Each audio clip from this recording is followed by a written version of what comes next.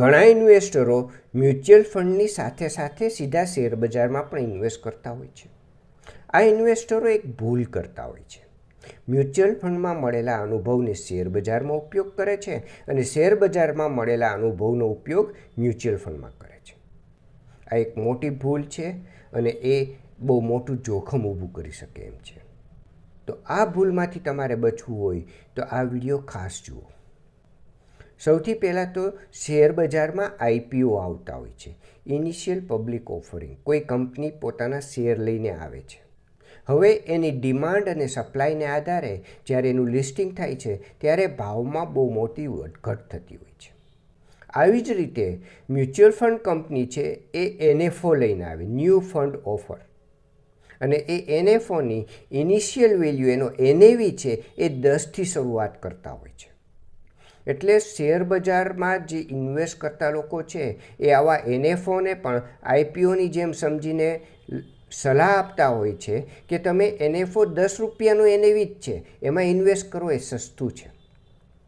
કોઈ પણ સ્કીમનું એનએવી 10 રૂપિયા હોય કે 400 રૂપિયા હોય એનાથી એ સસ્તો કે મોંઘો છે એવું નથી બનતું. શેરબજારનો શેર છે એ સસ્તો કે મોંઘો બની શકે કારણ કે એ ડિમાન્ડ સપ્લાય ઉપર એના ભાવમાં વધઘટ થતા હોય છે. જેમ કે ટમેટાના ભાવ છે એની ડિમાન્ડ ખૂબ વધી જાય તો એના ભાવ જે સામાન્ય રીતે ચાલતા હોય એની કરતાં ઘણા વધી જાય. તે ડિમાન્ડ સપ્લાય ઉપર એના સામાન્ય ભાવ કરતાં વધઘટ વધારે થતી હોય છે. જ્યારે મ્યુચ્યુઅલ ફંડ સ્કીમમાં ડિમાન્ડ અને સપ્લાયને લીધે કોઈ દિવસ એનએવીમાં વધઘટ નથી થતી. એનું કારણ શું છે? તો કે કોઈ સ્કીમે 100 કરોડ રૂપિયા ભેગા કર્યા. આ ભેગા કર્યા પછી ફંડ મેનેજર છે એ શેરબજારમાં 50થી 70 કંપનીના શેર ખરીદશે. હવે જો આ શેરોના ભાવ 1% વધશે તો આખી બાસ્કેટ 1% વધી તો તમારું ઇન્વેસ્ટમેન્ટ પણ 1% વધશે. આ બાસ્કેટમાં રહેલા શેરોના ભાવ 1% ઘટશે તો તમારી એનએવી પણ 1% ઘટશે. તો એનએવી 10નો હોય કે 1000નો હોય એનાથી કંઈ ફેર નહીં પડે, બંનેમાં 1%ની વધઘટ જોવા મળશે. હા, 10નો એનએવી હોય અને 1% એ વધે તો 10 પૈસા વધશે, અને 100નો એનએવી હોય અને 1% વધે તો 1 રૂપિયો વધશે. બસ આ જ તફાવત છે, પણ ટકાવારીમાં એ હંમેશા વધઘટ સરખી હોય છે. આ બિલકુલ એવું છે કે તમે 1 લાખ રૂપિયા ઇન્વેસ્ટ કર્યા હોય અને રોજની 1%ની વધઘટ આવતી હોય સ્કીમમાં, તો તમારે રોજના તમારા પોર્ટફોલિયોમાં 1000 રૂપિયાની વધઘટ થાય. અને જો તમે 1 કરોડ રૂપિયા ઇન્વેસ્ટ કર્યા હોય તો રોજની બજારની 1%ની વધઘટ હોય તો તમારા પોર્ટફોલિયોમાં રોજના 1 લાખ રૂપિયાની વધઘટ થશે. ટકાવારી પ્રમાણે એ હંમેશા 1% જ હશે. તો એનએફઓમાં આવેલી સ્કીમનો એનએવી 10નો છે માટે સસ્તો છે, અને કોઈ સ્કીમ 20 વર્ષ જૂની છે ને એનો એનએવી 1000નો છે એટલે મોંઘો છે, એ ખોટી માન્યતા છે. બીજી ઘણી વખત એવી સલાહ આપવામાં આવતી હોય છે કે આ કંપનીના શેર લઈ અને ભૂલી જાઓ, 15-20 વર્ષ માટે ભૂલી જાઓ, ખૂબ પૈસા બનશે. આવી ભૂલ ક્યારેય શેરબજારમાં કરતા નહીં.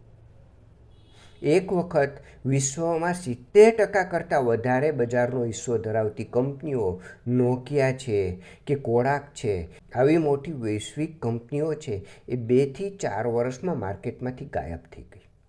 કોઈ પણ કંપની જ્યારે એમાં નવી ટેકનોલોજી આવે તો એના સ્પર્ધામાં સૌથી મોટું જોખમ હોય છે, અને ક્યારે બજારમાંથી ગાયબ થઈ જાય એ કહી ન શકાય. તો શેરબજારમાં તમે ઇન્વેસ્ટ કરો તો શેર ખરીદીને ભૂલી જાઓ એવી ભૂલ ક્યારેય ન કરતા. ઘણી એવી કંપનીઓ છે કે એક સમયે એ કંપનીના શેરના ભાવ 5થી 8000 રૂપિયા થઈ ગયા હતા. એ કંપની ગાયબ થઈ ગઈ છે, એના શેરની વેલ્યુ 0 થઈ ગઈ છે. તો શેરબજારમાં ક્યારેય તમે ઇન્વેસ્ટ કરીને ભૂલી ન જઈ શકો, પરંતુ મ્યુચ્યુઅલ ફંડમાં તમે ઇન્વેસ્ટ કરીને ભૂલી જાઓ તો વધારે ફાયદો રહેશે. કારણ કે મ્યુચ્યુઅલ ફંડના ફંડ મેનેજર છે એ શેરને લેવા વેચવા એ સતત ધ્યાન રાખતા હોય છે. એટલે એમાં તમે ક્યારેય પણ લઈને 15-20 વર્ષ માટે ભૂલી જશો તો ફાયદામાં રહેશો. બીજી સલાહ એવી આપવામાં આવતી હોય છે કે સમયે સમયે પ્રોફિટ બુકિંગ કરતા રહેવું જોઈએ. આ જ વસ્તુ શેરબજારને જરૂર લાગુ પડે છે કે શેરબજારમાં તમે શેર લીધા હોય તો સમયે સમયે પ્રોફિટ બુકિંગ કરતા રહો. મ્યુચ્યુઅલ ફંડને આ બિલકુલ લાગુ નથી પડતું. એનું તમને એક એક્ઝામ્પલ આપું. સુઝલોન એનર્જીનો IPO છે એ 2005માં આવ્યો હતો. એ 2006માં જાન્યુઆરીમાં જો તમે 1 લાખ રૂપિયાનું સુઝલોન એનર્જીમાં ઇન્વેસ્ટમેન્ટ કર્યું હોય તો જાન્યુઆરી 2025માં 19 વર્ષને અંતે સુઝલોન એનર્જીના ભાવ 38,000 થઈ ગયા. 62,000 રૂપિયાનું 19 વર્ષના અંતેમાં નુકસાન છે. એ સુઝલોન એનર્જીનો ભાવ જે 600-700થી શરૂ થઈ અને 2,000 સુધી પહોંચેલો, એ ભાવ ઘટતા ઘટતા 82 રૂપિયા થઈ ગયો. અત્યારે તો કદાચ 60ની આજુબાજુ ચાલે છે. 19 વર્ષને અંતે 1 લાખ રૂપિયાનું રોકાણ ફક્ત 38,000 રૂપિયાનું થઈ ગયું. એની સામે તમે નિપ્પોનનું પાવર એન્ડ ઇન્ફ્રા ફંડ લઈ લીધું હોત, કારણ કે એનર્જીનો સ્ટોક છે, તો તમે કોઈ એવી સ્કીમ લઈ લીધી હોત પાવર કંપનીની, તો એમાં 1 લાખ રૂપિયાનું રોકાણ 2006 જાન્યુઆરીમાં કર્યું હોત તો જાન્યુઆરી 2025માં એ વધીને 13.86 લાખ થઈ ગયું. એટલે કે લગભગ 14 ગણા પૈસા એમાં બની ગયા હોત. તો પ્રોફિટ બુકિંગ છે એ શેરબજારમાં કરતા રહેવું જોઈએ, પણ મ્યુચ્યુઅલ ફંડમાં ક્યારેય પ્રોફિટ બુકિંગ કરવાથી ફાયદો નહીં થાય, નુકસાન થશે. એટલે હંમેશા યાદ રાખો કે પ્રોફિટ બુકિંગ કરવાની જે માન્યતા છે શેરબજારને લાગુ પડે છે, મ્યુચ્યુઅલ ફંડમાં એ લાગુ નથી પડતી. એક એવી સલાહ પણ આપવામાં આવે છે કે એવરેજ કરતા રહો. જ્યારે પણ ભાવ નીચે જાય ત્યારે એવરેજ કરતા રહો, જેથી ફાયદામાં રહેશો. આ સલાહ પણ ક્યારેય શેરબજારમાં લાગુ નથી પડતી. સુઝલોનના શેરની જ મેં તમને વાત કરી કે 2000 સુધી પહોંચ્યો અને પછી ઘટતા ઘટતા એક સમયે 1.5થી 1.5-2 રૂપિયા સુધીનો ભાવ પણ થઈ ગયો હતો. આ તો નરેન્દ્ર મોદીજીની એનર્જીને લગતી સારી નીતિઓ આવી એટલે એ ફરી વધી અને 58-60 રૂપિયા સુધી પહોંચ્યો. તો તમે એવરેજ કરતા રહ્યા હોત તો કદાચ શક્ય છે કે 2000થી એવરેજ કરતાં કરતાં 2 રૂપિયા પહોંચ્યા હોય તો તમારું કેવડું મોટું નુકસાન થઈ ગયું હોત. તો શેરબજારમાં ક્યારેય એવરેજ ન કરી શકાય, કારણ કે મેં આગળ સમજાવ્યું એ કે કોઈ કંપની છે એ બજારમાંથી જ જતી રહેશે. જેવું નોકિયા સાથે થયું, કે જેવું કોડાક સાથે થયું, એવું તમે લીધેલ કંપનીના શેર સાથે થાય તો તમારે એવરેજ કરવું તમને ખૂબ જ મોંઘું પડે. મ્યુચ્યુઅલ ફંડમાં આ નિયમ બિલકુલ લાગુ પડે છે. જ્યારે પણ બજાર નીચી જાય ત્યારે તમે એવરેજ કરશો તો તમે ઉલટાના વધારે ફાયદામાં રહેશો, કારણ કે એવું છે કે એ જ વસ્તુ તમને ડિસ્કાઉન્ટમાં મળી. જે સ્કીમમાં NAV 100 રૂપિયાનો હતો એ સ્કીમનો NAV 90 રૂપિયાનો થઈ ગયો, તો તમને એ સ્કીમ 10% ડિસ્કાઉન્ટમાં મળે છે. તો એમાં એવરેજ કરવાથી હંમેશા ફાયદામાં રહેશો, કારણ કે ભવિષ્યમાં એનો NAV વધવાનો છે.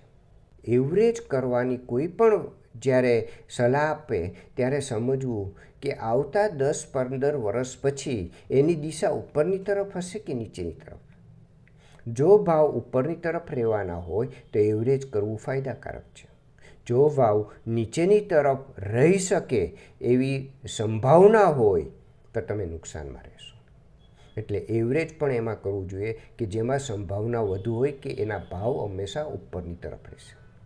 તમે સેન્સેક્સ છે 1979માં 100થી શરૂ થયેલો સેન્સેક્સ આજે 80,000નો છે. એ સતત વધી રહ્યો છે, એની દિશા સતત ઉપરની તરફ રહી છે. એનો મતલબ એ છે કે એમાં એવરેજ કરવાથી તમે ફાયદામાં રહો છો. અને એક સવાલ જે સૌથી વધુ પૂછવામાં આવતો હોય, દરેક ઇન્વેસ્ટર દ્વારા પૂછવામાં આવતો હોય, એ અંતિમ સવાલ હવે લઈ લો. એ સવાલ એ છે કે શું આ માર્કેટમાં ઇન્વેસ્ટ કરવાનો યોગ્ય સમય છે? એમાં ફરી એ જ જવાબ આપીશ કે જો 10 વર્ષ પછી તમે જ્યાં ઇન્વેસ્ટ કરી રહ્યા છો એમાં ભાવ વધવાની સંભાવના હોય તો માર્કેટનું લેવલ જોવાની કોઈ જરૂર જ નથી. કારણ કે ટૂંકા ગાળામાં કોઈ પણ ઘટના બનશે એની અસર માર્કેટ ઉપર થશે. હવે એ ઘટના શું હોઈ શકે એ તમે ક્યારેય નક્કી નથી કરી શકતા. અમેરિકન ટ્વિન ટાવર ઉપર હુમલો થયો કે ભારતની સંસદ ઉપર હુમલો થયો એ તમે ક્યાંથી જાણી શકશો? તો ઇમિડિયેટલી એની અસર થશે. તો આવી કોઈ પણ ઘટના છે એ ક્યારેય બની શકે અને તાત્કાલિક બજારમાં એની અસર આવી શકે. એટલે ટૂંકા ગાળામાં નિર્ણય લેવો ખૂબ જ મુશ્કેલ હોય છે. એટલે ક્યારેય ટૂંકા ગાળામાં બનનારી ઘટનાઓને આધારે તમારે નિર્ણય ન લેવો જોઈએ. આ બિલકુલ એવી વાત છે કે વિરાટ કોહલી આ ઓવરમાં કેટલા રન કરશે. એ ગમે એટલો સારો બેટ્સમેન હોય અને એનું એનાલિસિસ કરવાવાળા ગમે એટલા સારા એક્સપર્ટ હોય, એ ક્યારેય નિર્ણય ન કરી શકે કે એક ઓવરમાં વિરાટ કોહલી કેટલા રન બનાવશે. પરંતુ વિરાટ કોહલી 10 વર્ષમાં ખૂબ રન બનાવશે એ તમે ચોક્કસ કહી શકો. તો એવી જ રીતે ટૂંકા ગાળામાં તમારું ઇન્વેસ્ટમેન્ટ કેટલું રિટર્ન આપશે એ ક્યારેય ન કહી શકાય, કોઈ એક્સપર્ટ ન કહી શકે. પરંતુ 10 વર્ષે 20 વર્ષે એમાં ખૂબ સારું રિટર્ન મળશે એ ચોક્કસ હોય છે. તો આવો સવાલ પૂછવાને બદલે તમે જ્યારે પણ ઇન્વેસ્ટ કરવા માટે તમારી પાસે ફંડ હોય ઇન્વેસ્ટ કરી દો. અને બીજી વાત, કોઈ આવી ઘટના બની ગઈ અને માનો કે શેર બજાર નીચું ગયું તો તમારી આવક ક્યાં બંધ થઈ ગઈ છે. તમે નવા ઇન્વેસ્ટમેન્ટ એ સમયે કરી જ શકો છો, તમે એવરેજ કરી જ શકો છો, જેનો ભવિષ્યમાં તમને ફાયદો મળશે. તો ઇન્વેસ્ટ કરતી વખતે ક્યારેય એનો વિચારો કે હમણાં હું થોડી રાહ જોઈ જાઉં પછી ઇન્વેસ્ટ કરીશ. તમારી પાસે હંમેશા ભવિષ્યમાં નવું ઇન્વેસ્ટમેન્ટ કરવા માટેનું ફંડ આવી જ જવાનું છે. એટલે અત્યારે જે કંઈ ફંડ અવેલેબલ હોય એ તરત જ ઇન્વેસ્ટ કરી દેવું જોઈએ.